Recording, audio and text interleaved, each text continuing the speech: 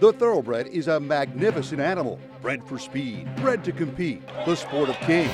Wow, West Coast has it by 6. It's the all-new Let's Go Racing from Parks Casino and Racetrack. It's action-packed and fun for the entire family. 3 of them are right together with 1 furlong to go. Let's Go Racing is brought to you by the Pennsylvania Thoroughbred Horsemen's Association. It's fun to see them run. Welcome everybody to Let's Go Racing. I'm Danny Gibson along with Dick Girardi here at beautiful Parks Racing. We have the best in horse racing from around the country. On today's show, we'll check out Oaklawn Park with their 2 $1 million races, the 2 Chestnut champions, Monomoy Girl and Swiss Skydiver going head to head in the Grade 1 Apple Blossom. And for the boys, the Grade 2 Oaklawn Handicap with favorite Express Train shipping in from California for the John Sheriff's Barn. And Parks-based trainer Danny Velasquez sends out his filly, Loud Brand of Prayer, a heavy favorite in the New York Stallion Series. But first, we got to talk Kentucky Derby because it's really starting to shape up, Dick. A week away now, Danny. I mean, we've been talking about it for months, and it's here early this year because it is early. It's the first Saturday in May, which happens to be May 1st. But yeah, it's getting wild. We know we're going to have a field of 20. The people on the outside are still trying to get in because some horses are getting out, and some trainers we didn't think we were going to be in, like Todd Fletcher a couple of months ago, right? He had none. Now he's got 4, including the Wood winner and the Florida Derby winner. So Bob Baffert is there, not with maybe the horses we thought he would be there with, but he'll be there. And Brad Cox, of course, who won the Eclipse Award, has the favorite this year in Essential Quality. Definitely. So we know Essential Quality is the favorite. We actually have sound. We caught up with trainer Brad Cox and jockey Luis Saez, who will be riding Essential Quality, and Todd Fletcher on his now 4 entries. So let's get to more with that. It's a good group. It's a very, very good group. I do feel like, Essential Quality deserves to be the favorite with what he's accomplished in his 5 starts. But aside from that, it's basically, he, Mandaloon, they were some of the better horses in their region now. That's what basically the Kentucky Derby is. It's kind of like the Final Four. You're bringing all the horses from every region, and now it's a collection of very good horses, and we'll see how it works out. Talk about his last race, the first time he's really been tested. He had to really, was he really getting down on his belly to catch that horse, or was it maybe easier than it looked? In the bluegrass, the goal was trying to not take too much away from him. So, and I know on the top of the stretch he's gonna give me that kick, so we was not worried. So everything came like we planned. A month ago, you really didn't have any Derby horses, and now you have 4. So I guess did you think a month ago, I've got multiple Derby horses, people just don't know it yet. But did you feel you did? We felt like we had a couple of chances. I didn't see 4 happening. But we knew that we were going to be represented in the last round of preps, and with a couple of horses going to the Wood and the Jeff Ruby Stakes, and then of course an agenda pointing for the Florida Derby. We felt like we had some more chances, and like everyone this time of year, you need your horses to be improving and stepping up and moving forward, and we felt like a couple of them were doing that, but I didn't envision 4 a month ago. And our beloved Kendrick Carmouche, who's in our Parks Racing Hall of Fame with his first shot on Bourbonic in the Kentucky Derby. Dick, you have more on that. Yeah, that's the Wood Memorial winner, of course, and Kendrick is getting his first chance at the Derby. He's not ridden any Triple Crown race before.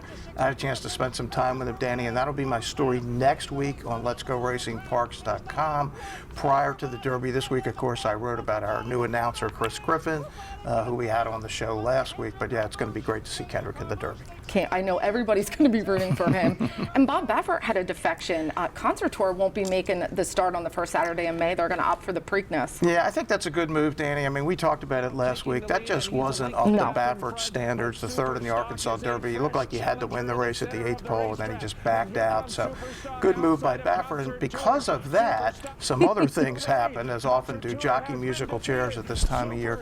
Joe Rosario is Concert Tour, and then all of a sudden Concert Tour's out, so John Sadler's looking around and saying, well, wait a second, I have a really good horse here in Rock Your World with a nice jockey in Umberto Rispoli, but not a guy who's been in this. So he took Rispoli off, Rosario on. It happens every spring to the younger guys, and I get it. It's just unfortunate for a guy like Rispoli who has done nothing wrong, but That's how it works in this. John Sadler took a lot of heat, and he said, hey, at the end of the day, I got to live with this decision. But him and Joel Rosario, they've had a long-time relationship, a lot of wins, and Joel's no slouch. And but he said he thought the world of Umberto Rispoli. Yeah, but the Derby is different. Jockeys do get nervous. If they haven't been in it before, it's understandable. Look, I go way back. I mean, I still laugh at this. 2004, there were people actually were telling me Smarty Jones couldn't win because of Stuart Elliott. And I mean, it was laughable, A, because Stuart had won so many races, but B, it is called horse racing. You tell me that all the time. If you're in the best horse, the jockey can mess it up sometimes, and of course Stuart rode a perfect race, so I don't think it was going to matter, but I do understand why they did it. Well, lots of Derby doings, and we'll talk more about that later in News and Notes. Midnight Bourbon had a hair-raising experience, but let's get to some local racing of the week. We're going to check out Monday's 10th race, and it was an allowance race, 6 furlongs for fillies and mares, a solid field of 10, and our post-time favorite was 5-2, Map of America for trainer Mike Moore with a different rider, Javier Felix. Yeah, Map of America on paper was I mean, the last race wasn't very good, but the other races have all been pretty solid. So I was a little surprised at how the money came in. I guess people were just upset they got beat the last time at even money when the horse ran so poorly. And I'm pretty sure Javier gallops her in the morning too, so it definitely knows her a little better. And our second choice will be 7-2 Glory Dia for the Hakeem Stable and Mario Dominguez. And we did a story, it's been a couple of months ago now, Danny, that we did a story on Hakeem Stable, and obviously they're one of the best outfits around here these days. Interesting, this filly's been coming up from Gulfstream. We know how well those horses can do here sometimes. So let's get to the call of our local race of the week with announcer Chris Griffin. Plenty of pace up front, 3 across the racetrack. Down towards the inside, there's Capital Q above par and a 3-wide Map of America. Glory Dia is trying to scoot through. Is there room at the rail? Yes, there is. Glory Dia finds room, and Glory Dia is your new leader, saves ground, took the risk, and now is opening up with less than a quarter mile to go. It's Glory Dia who's going to kick for home as 3.5 lengths clear. Map of America, late run here from Freedom Passage down the center of the racetrack. Capital Q above par. Dovey Lovey with a late rally as well, but inside the final 8th, getting the right trip was the trick. Glory Dia and Angel Castillo, that was an impressive move. Middle move around the turn, I mean, she just ran like they hit the turbo and she went. Yeah, I mean, was the rail going to open up? Well, it opened up. I don't know that it was going to matter. Obviously, she could have come around, but how about by 12 3/4 at the finish, Danny? I mean, Shades 110, could not have been more impressive. I don't know if that's going to be what's going to happen with her every time, but man, that looked good.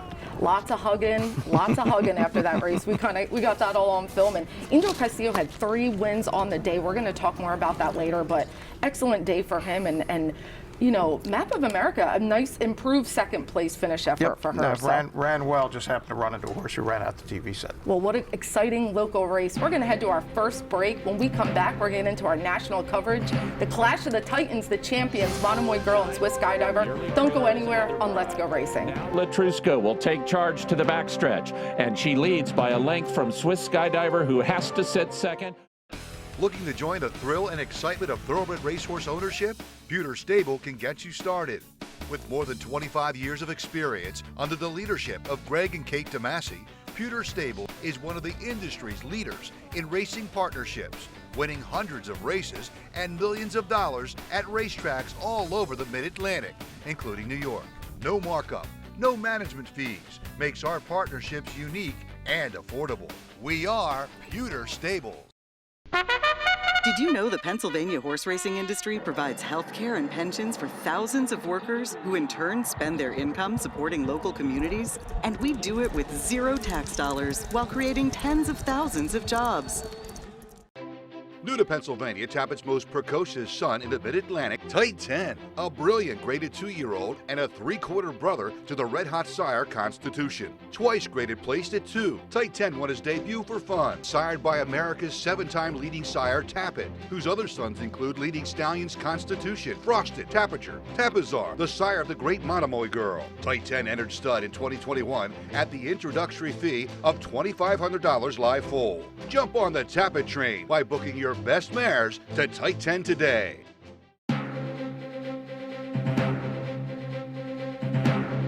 Welcome back, everybody. Our national coverage is brought to you by the Chapman Auto Group.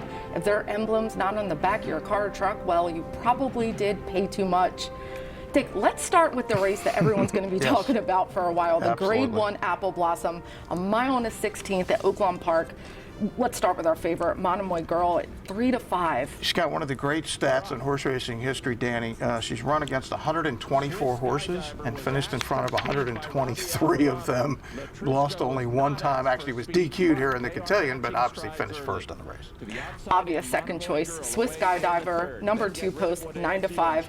Retains regular jockey Robbie Alvarado for trainer Kenny McPeak. Yeah, had one of the great seasons in recent years. Not Rachel Alexandra-like, because she didn't lose that whole year when she won the Preakness and all those other great races, but I just love the fact that Kenny had her in all those races, and of course her big win, in which she beat the Horse of the Year Authentic in the Preakness. This is going to be a good race. Let's get to the call. Up the backstretch in the 57th Apple Blossom, and Latruska is the controlling speed. She has left the rail open for Swiss Skydiver. If she's bold enough to go through there, Latruska leads a measured 3/4 of a length.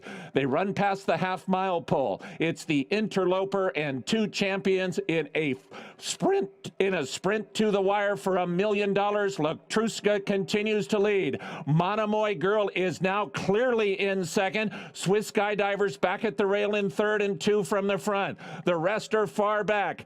Latruska a 1/4 mile from home in the Apple Blossom. Just a neck in front of Monomoy Girl, who comes to challenge, and Monomoy Girl has put her head in front. Latruska is back to second. Swiss Skydiver is 2 back in third, and Monomoy Girl has a final furlong to get, but Latruska is battling on bravely. Monomoy Girl a length. Latruska doing her level best. Monomoy Girl, Latruska battling back. Latruska, Monomoy Girl, Latruska! Well, not quite the finish we thought, but it could happen. Latruska and Jockey Irad Ortiz, I mean, he is the champion for a reason.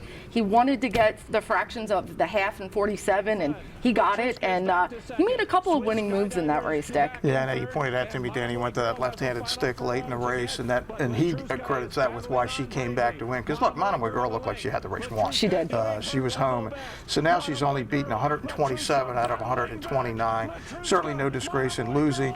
Swiss Skydiver was the disappointment. Didn't like the ride by Robbie Alvarado. First he's sending her, then he's waiting, and then he's kind of trapped. I don't know what Kenny's going to do, but I might try to find the new jockey. I mean, he's won one race all year, and it was on her, and there's a reason he's not riding much anymore. But Latruska's the story. I mean, it's just the Mexican horse who started her career in Mexico, where she was 6 for 6. She's been good here, but man, she's gotten really good since the blinkers came off recently, and now all of a sudden she's a star. 102 buyer, a career best, and Irad, and yeah, just a great story. But I will tell you this. If I beat Monomoy Girl and Monomoy Girl and Swiss Skydiver, I want a lot more than 3 to 1, but that's all you get on Latruska. She goes over $1 million earnings, biggest career milestone for trainer Fausto Gutierrez, and we have more with him on this. This is like a real movie. I have the dream to win this race, and I make a big analysis. It was tough, the serie, when we lost, but this changed everything. The secret for this is to all the time we believe in the horse. She's a real champion. And staying at Oaklawn Park for another $1 million purse, the Grade 2 Oaklawn Handicap going 1.1 miles. Our favorites, the John Sheriff's Express Treat at 9 to 5. Yeah, most recently was second to Idol in that really strong renewal of the Santa Anita Handicap, Danny. And when John Sheriff's comes anywhere, you obviously have to take a long look, because he was the trainer of the great Senora. And Jockey Irad's on the co-favorite, Fearless, 5 to 2 for trainer Todd Pletcher, who we spoke about earlier. Yeah, this is an interesting horse, I thought. He is. Most recently won the Gulfstream Park Mile. Just looks like a horse who's on the improve and maybe could be a factor in this, as you said, Danny, wide open handicap division here in 2021. Let's get to it. Vic Stauffer with the call, the Oaklawn Handicap. Warriors Charge leads by 1.5 lengths from Express Train and Fearless, who eyeball each other and the front runner. Silver Prospector is still 4th and now 3 from the front.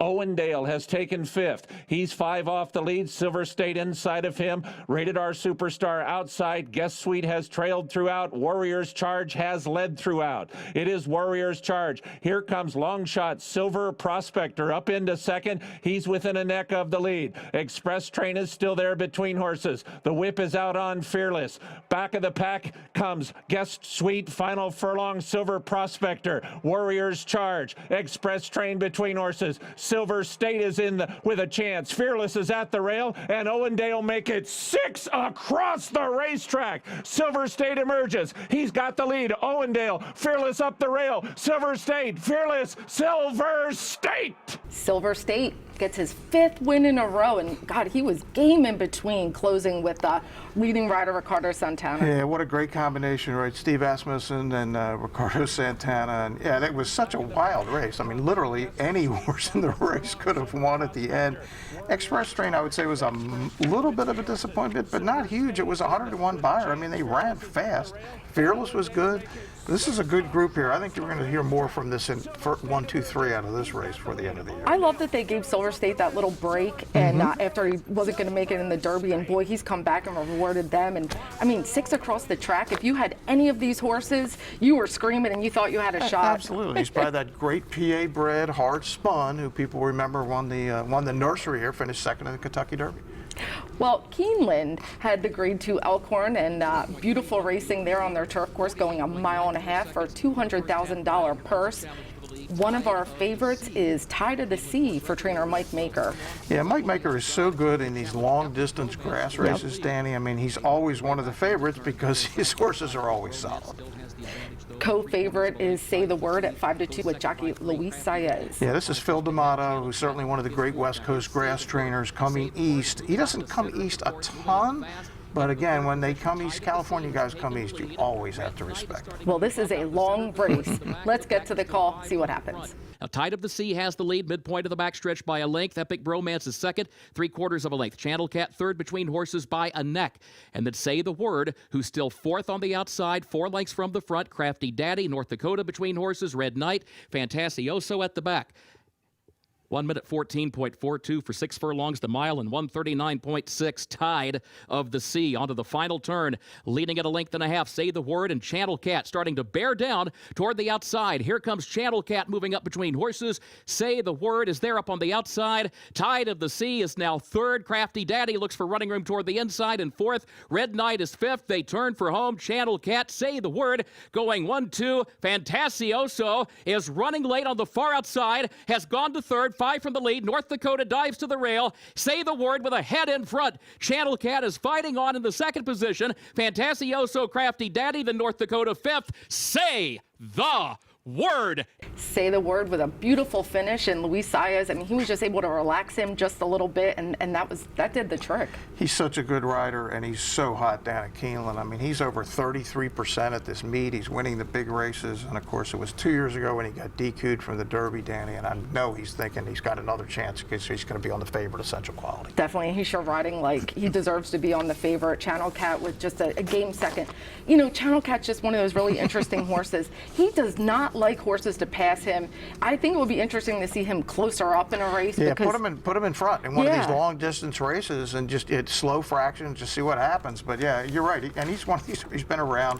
It seems like forever, and he just won over $1 million in this race. But a beautiful race, and we're going to head to our next break. When we come back, Jockey and Trainer in the Week. We'll see you on the other side of Let's Go Racing.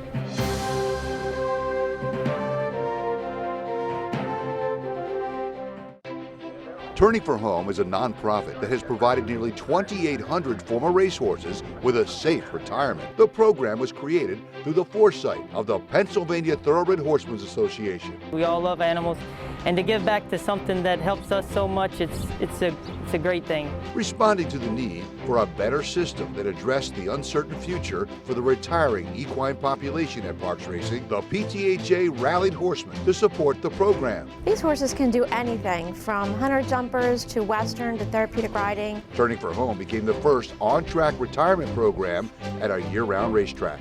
We want to make sure that our horses that have run so well for us over the years get the great opportunity to get a new vocation. Out of everything that we've done in Pennsylvania for racing, I think that's the thing we can be most proud of. If you would like to help these amazing animals find a great second career and forever home, please give us a call or contact us at turningforhome.org.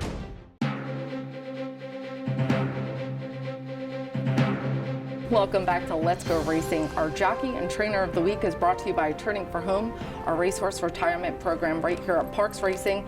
And we have another great success story to share with you. 3 Butterflies, a stunning bay mare by the Kentucky Derby winning sire, Super Saber.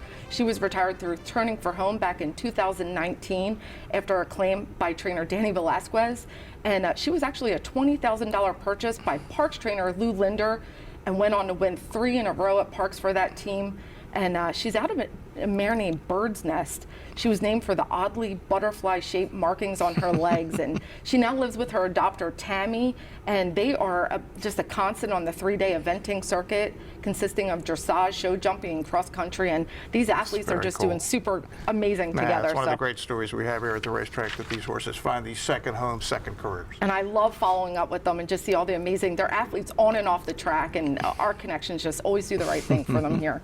Well, our Jockey of the Week is Venezuelan veteran Angel Castillo, and boy did he have a week. Not only did he win 3 in a row, I mean, he's been just riding lights out. He has been hot, and it's a hard year to move up in the standings because there's been so many jockeys that have done so well, but Angel's having a really good 2020. And he's not the youngest jockey out there. He is not. I would suspect he's probably one of the oldest, but some of the younger guys can't keep up with them. Yep. And our trainer of the week is Lou Linder, who we just talked about. Lou, he's having just an amazing 2021. Last week he won our PTHA trophy race with Did I Stutter, and that was a career first. She won 4 in a row for him, and he said that was a first for him. Yeah, that kind of surprised me when you told me that, Danny, because as successful as Lou has been, but it just tells you how hard it is to get any horse to win 2, 3, 4 races in a row. Absolutely. So shout out to Lou Linder and jockey Angel Castillo. And let's head into a race recap brought to you by the Pewter Stable. Check them out at pewterstable.com. One of the great partnerships to become an owner today with that great team. Our race recap starts at California and Santa Anita with the Grade 2 Californian. Yeah, Independence Hall is the big favorite here, Danny, but man, this race is going to get away from Independence Hall in the far turn. Big time. And all of a sudden it's Country Grammar and Royal Ship just battling down the stretch, and I mean battling. They're almost 10 lengths clear of Independence Hall, who ran really well in the Pegasus. Royal Ship's going to end up winning it by a neck. How about this buyer figure for 2 semi-unknown horses? How about 108 buyer figure? This was some race. I don't know if this is going to happen every time, but Royal Ship and Country Grammar, remember the names.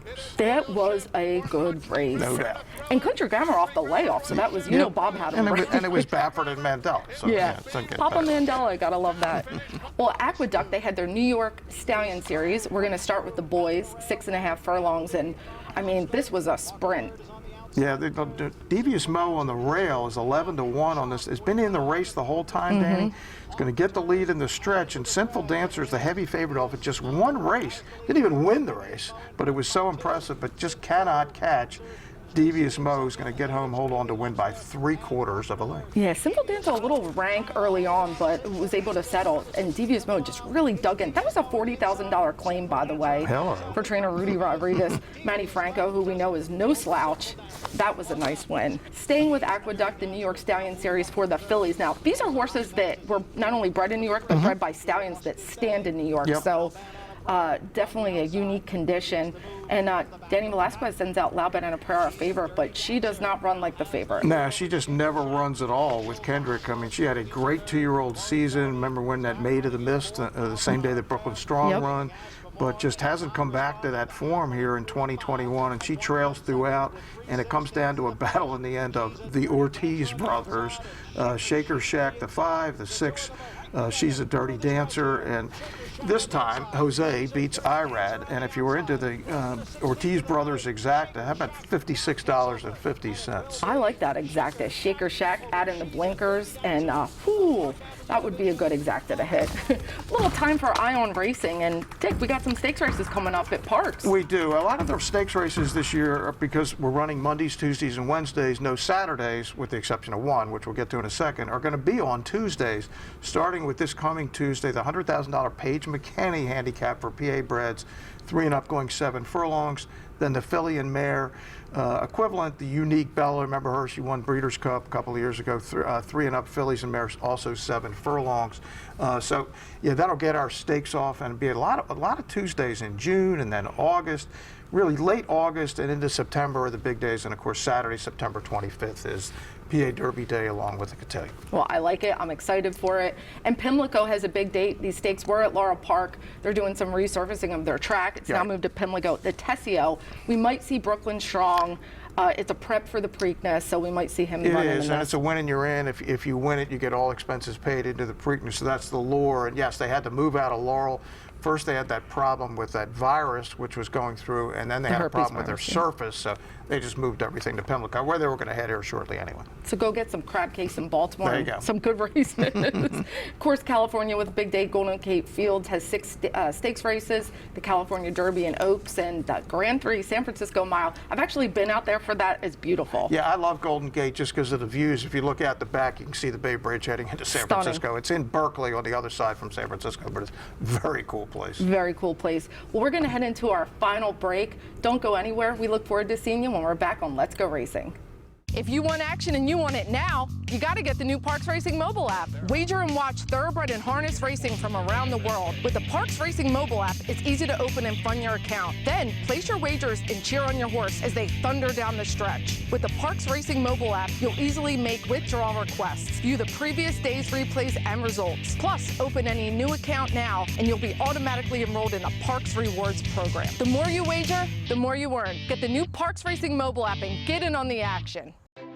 New to Pennsylvania, Tappett's most precocious son in the Mid-Atlantic, Tight 10, a brilliant graded 2-year-old and a 3/4 brother to the red-hot sire Constitution. Twice graded placed at 2, Tight 10 won his debut for fun, sired by America's 7-time leading sire Tappet, whose other sons include leading stallions Constitution, Frosted, Tapiture, Tapizar, the sire of the great Monomoy girl. Tight 10 entered stud in 2021 at the introductory fee of $2,500 live full. Jump on the Tappet train by booking your best mares to Tight 10 today.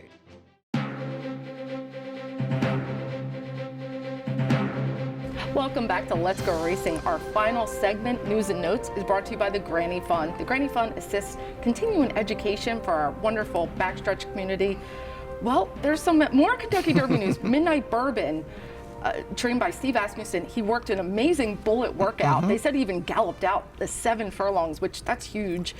And then he got loose in the barn area. Yeah, the workout was a story, but this was the story, Danny, when he just got loose.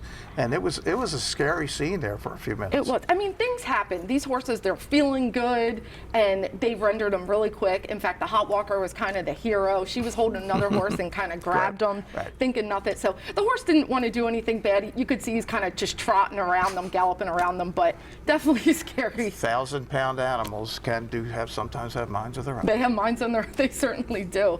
And we also want to say, if you're looking for somewhere to hang out on Kentucky Derby Day, Jimmy's Timeout Sports Pub right here in Northeast Philly, they're going to have an awesome Kentucky Derby party. They even have t-shirts with all the Kentucky Derby winners on the back. They're going to have great raffles of some Kentucky Derby sports memorabilia, and they're going to generously donate some proceeds to Turning for Home. So we talked with co-owner Pat Hasher, and his dad comes to the track here all the time. So definitely go check out with them. I'll be there having a pork sandwich for sure later. But thank you so much for hanging out with us. That wraps it up for Dick and I. Come check us out. We have live racing Monday, Tuesday, and Wednesday, post time 12:55. We'll see you next week on Let's Go Racing.